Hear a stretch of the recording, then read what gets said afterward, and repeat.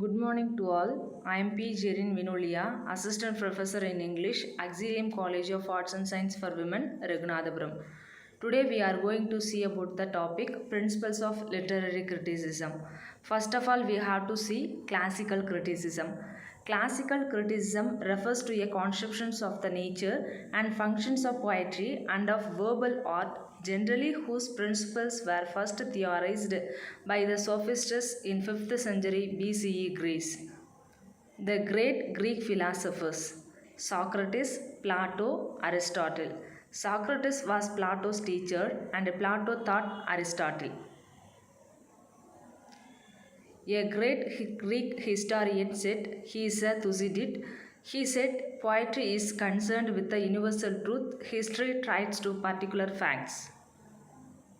And then Aristotle and Plato were the great masters of the classical criticism. Whereas Plato believed poetry to be cut off from the universal, it being removed from the truth. And then we have to see Plato works.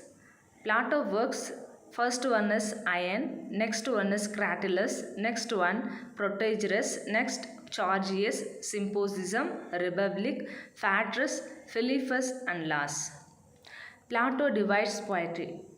Plato divides a poetry as dithyrambic. Dithyrambic means purely lyrical, purely mimetic or imitative, such as the drama in which life is imitated in action and speech, and the mixed kind, such as the epic in which the poet is partly lyrical and partly introduces action and speech. So, Plato divides poetry into two kinds. First one is dithyrambic, next one is purely mimetic. Plato divides art into two kinds. First one is fine arts, second one is useful arts.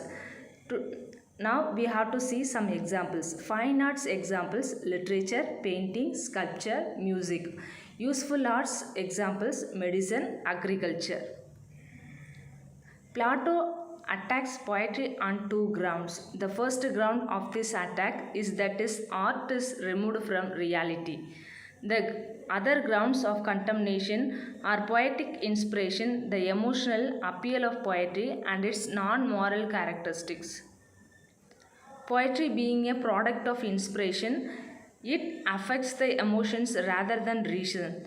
As emotions are the impulses of the moment, they cannot be such safe guides as reason. So, on moral grounds, poetry is unsuitable.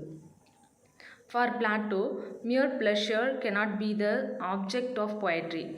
To him, a poet is a good artist only if he is a good teacher. The next one is demigod.